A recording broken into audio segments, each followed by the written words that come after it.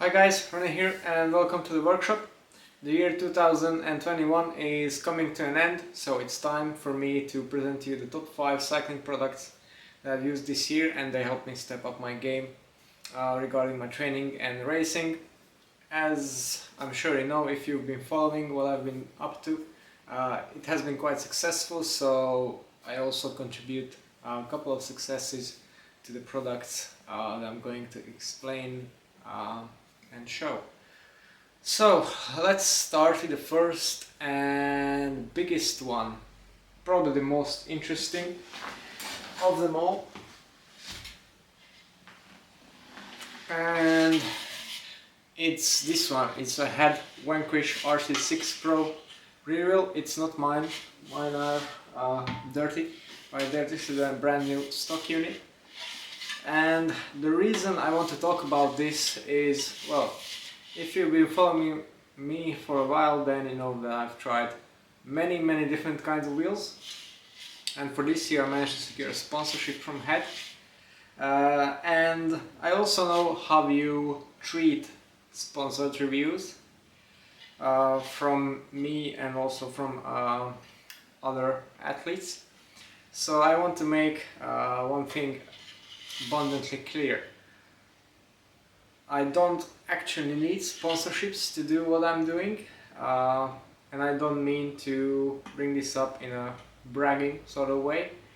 I'm sure you can understand that, but I could afford any brand of wheels, or for that matter any other type of cycling equipment, and I only went with HED because I really like their products in the first place, and I don't agree to sponsorships that I'm not 100% on board with in terms of the product performance. Anyway, back to the RC6. So why is this wheel so special that it deserves a mention here? And why did I pick this one in particular for all of the other HED wheelsets that I've been riding? Well, this 60mm depth is a very hotly contested product segment these days, because it's a great universal type of wheel for road racing of all sorts. And there are many great wheelsets out there that do a great job at filling this niche. For example, the ZIP 454 or the MV 5.6s, or even the Rowell Rapids that are popular these days. So how does this one differ from them, and why I think it's better than any given one of them? Well, on paper you might find to struggle this particular reason, because it's not anything groundbreaking when it comes to the numbers. It's also not a brand new product for this year. I would also like to point that out. But if you look at it as a whole, the sum is greater than the parts themselves. So let's start with the rim design. Now this is, or was, one of the first properly wide internal rims. It's 21mm across the rim bed, so even if you just look at it comparing to other rims, it's huge. And that's great for the stability of the tire and also the rim tire interaction. Why I like to point this out? With most rims, if you put on tires that are 28mm and above and are popular these days, you essentially throw the aero performance out of the window. Not so with these, because as I said, 21mm internal, 30 point something millimeters external, so super wide. Works even with the 28, and it has been wind tunnel tested to prove that it works with a 28, so that's great. Then if you talk about the hubs, again, at first these don't look like anything terribly fancy or special, but they're extremely robust. Actually, I think these are some of the most robust hub designs that I've worked with ever.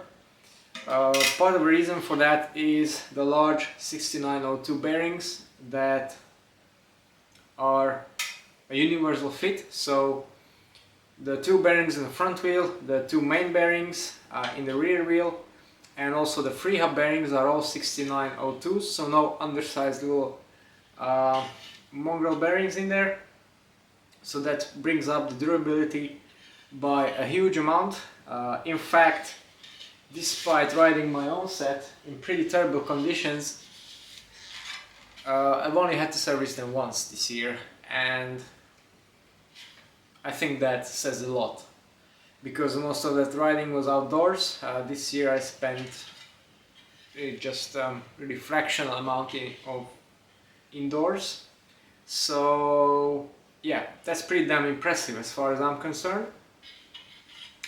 You also get no fancy weird free hub designs. It's a tried and true 5-pole system, very robust as well. No issues whatsoever, no sticking, no jamming, no disengagement issues, etc. So that's all well and good. So yeah, but perhaps you're asking yourself, so why is this special again?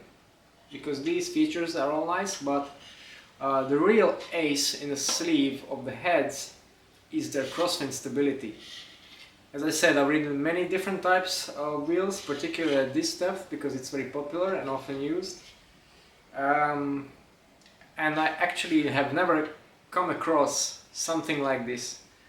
This rim shape, designed and patented by HED, is totally and utterly impervious to any kinds of crosswinds. I live in a pretty windy area, and I have a lot of experience with riding in the crosswinds, it has to be said. So perhaps I'm not your average weekend warrior in that regard, but yeah, even in really terribly windy and gusty conditions, fast descents, you name it, there's just nothing, and there wasn't anything for the whole year that even managed to slightly twitch these wheels, and that's pretty damn impressive. Because yes, other wheels might be fast as well, for the roller rapids for example, really fast wheels, but they're not very stable, and those kind of wheels really don't make sense, because what's the point if you just can't bring them out and ride them on the windy days? Because the deeper section you have, the more advantage you get in the crosswind in terms of aero efficiency, and if it doesn't come paired with the stability, then they're just pointless. So really utterly impressed with the crosswind stability of these wheels, and the rest of the package is extremely solid as well. So definitely my recommendation, a big thumbs up. With these wheels you don't really need anything shallower. Yes, you might want to go for some lightweight climbing wheels, but in my book they just don't make sense. Air is always going to win over in terms of overall performance. So yeah, first product, HED RC6 Pros. Then if you go on to the next one, this might be a relatively niche product still, and it's the core body temperature sensor. So again, if you've been following me for a while, then you know that my first attempt at riding the Time Trial Nationals went up in smoke because of my lack of adaptation to the heat, and generally I'm not a great performer when it gets really hot, like 33-35 degrees Celsius, and that has always been the case, and that's why I find this little unit extremely useful, because it enables me to constantly monitor my core body temperature very precisely. If you're not already aware of that, your core body temperature is extremely closely related to your performance, particularly when it's hot. So if you have a way to monitor this metric, then you can do all sorts of things. You can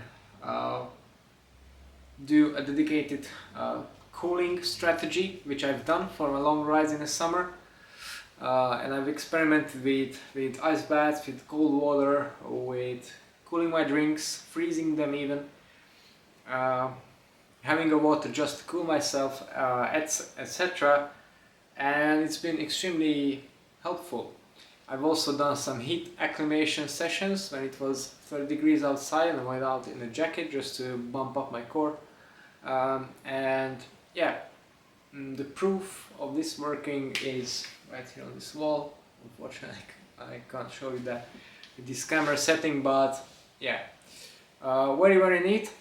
It's not perfect yet. It's not fully integrated with Training Peaks and other software, but there is a way where you can track the data in a graph. I'm going to show you that in a separate review on how to use this, which I'm hoping to do in the next couple of weeks. And actually it's not only useful in hot weather conditions. For example, now in the cold, it's quite difficult to judge how much to dress depending on the conditions and the intensity of your workout.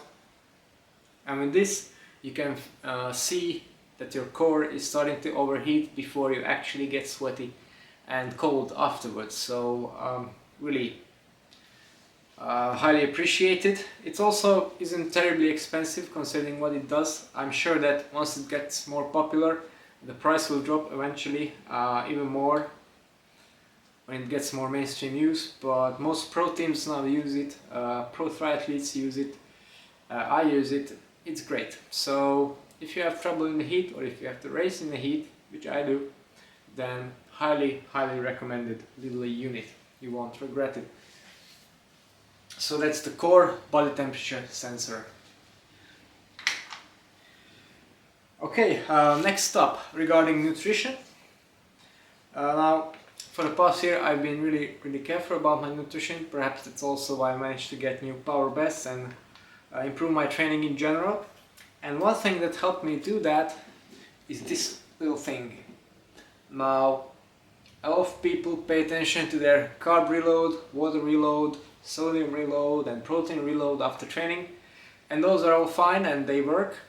But one thing they often discard or disregard, and that was me including, is antioxidants. Now I tend to get quite a lot of fruit, mainly in the summer as well, because here in a temperate climate not so easy to get nice fruit during the winter. But then I read about the effects of cherry tart juice and its antioxidants, and I have to say, during my peak form, when I was smashing this a lot after almost every workout, certainly after every hard or long workout, subjectively speaking, I felt a lot better, and I felt that I'm recovering better. Also the numbers were better. So yeah, not very cheap. It's around €2.50 for one sachet. So perhaps if you're on a budget, you might use it before your air events in the sharper stand of your training. But still, I think it's worth it because there's scientifically, I mean, proven gains. So yeah, big thumbs up for cherry juice. Now this is from a brand called Active Edge. It's nice. I'm not saying this is the only one or the perfect one, but it's one that works. There are many others that I'm sure that work as well. So yeah, cherry juice, definitely a top pick for me this season. Then if you go ahead and cue in winter training.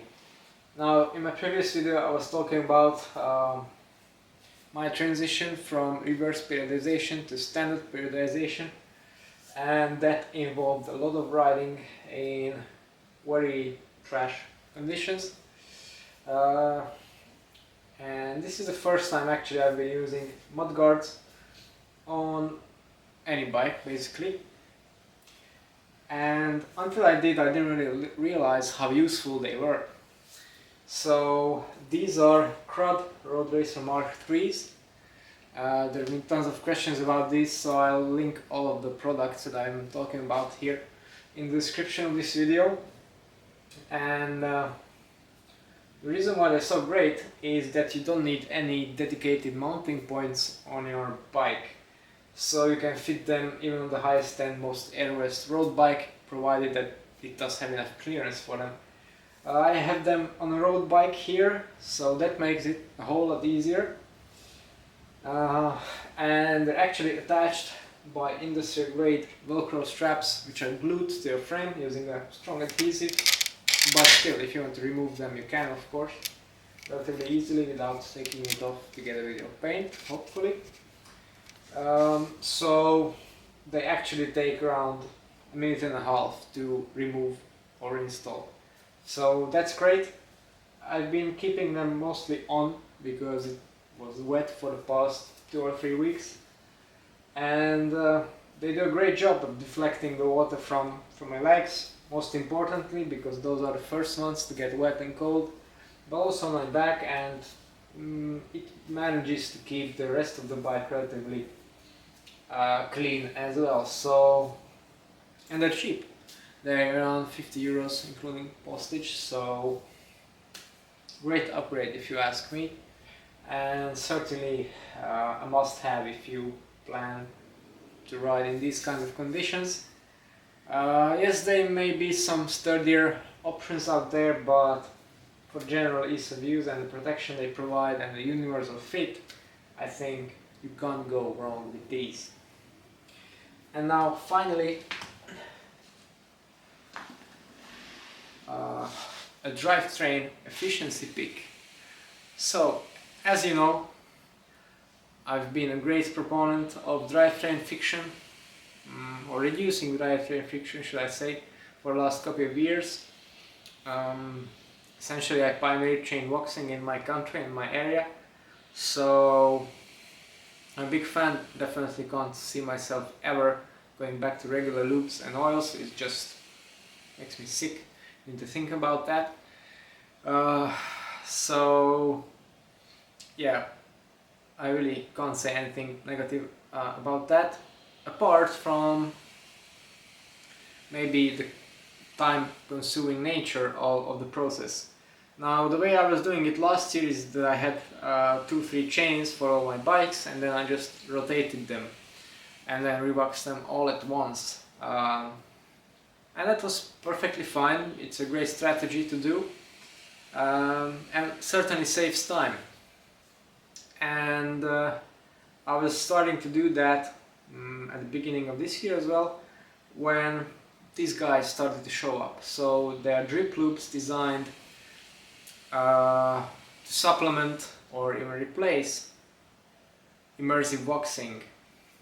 So I took it with a bit of a grain of salt because the promises are quite lofty. I was using Spurt before. That's relatively good in terms of lubrication. It's not the fastest by any means, but you can make do with it. But it gets messy quite quickly. That's why I stopped using it eventually. Then I tried Ceramic Speed UFO, the first generation. That just didn't really work. The application was inconsistent and messy. It was very expensive and didn't last anything more than one ride, so I scrapped that idea eventually as well and went back to full immersive boxing. And then I read more about the tests of zero friction cycling, etc. And well, I was always a fan of Silca products. I'm using their pumps, for example, and I love them. So I was very curious to try the super secret chain lube, and it had some lofty claims and very big and great numbers from the tests. So I started applying it in a way that essentially, until I rode in the wet, I didn't rotate my chain. I was just topping it up with strip lube, and it worked great. I got almost zero chain wear. I was not slacking off with this because it's super easy to do, so actually I think it even improved my chain health, should I say. And it manages to stay extremely clean unless you ride in filthy conditions. I've done a 6.5 hour in the pouring rain and it stayed on, and my chain was somewhat lubricated even in the end of that torture, so that's good. Resistance is quite good. Obviously still you don't get as much corrosion resistance as you will get with an oil, but yeah, I'm gladly taking that compromise there. So really it just saved me a great ton of immersion waxing just by switching to this product. And certainly now in the winter I don't want to mess up my nice clean racerly wax I have in the pot with this filthy chain contaminated from the winter roads. So on this one I actually only do this type of wax, and this obviously means that I have to clean it every once in a while. I use my pressure washer, which I have to use in the bike anyway, and some ceramic speedway for drivetrain cleaner. It makes the chain squeaking clean, and then I just apply this when it's dry and let it sit for the night, and for the next day I get a nice and smooth drivetrain again. So yeah, this has saved me a lot of hassle, potentially a lot of money, and certainly a lot of time, which for me is most valuable, and I couldn't be more happy with it. I've also tried the ceramic speed UFO drip version 2 briefly, because then it's sold out in the shop, but yeah, I also like that one. Performance basically the same, just as low friction, just as durable. The application might be a tiny bit worse with the UFO drip, but it's nothing really.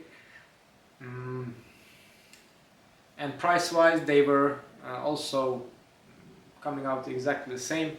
However, now Silca have actually bumped up their prices, while Ceramic Speed have not, and also that's 180mm, this is just a 120, so now Ceramic Speed is actually better value, so keep that in mind. But I like both. I slightly prefer the Silca because of the more effective penetration. Maybe perhaps the solvent they use is slightly more suited to this particular application. So yeah, extremely happy with it and can only recommend it. So Silca Super Secret Chain Lube for the win. Yeah, so that basically rounds up the top 5 of my favorite products. I hope you have found it useful and informational. If you're curious what I'm going to use next year for my training and racing, then don't forget to tune into the channel later on and subscribe. Thanks for watching and see you next year. Bye.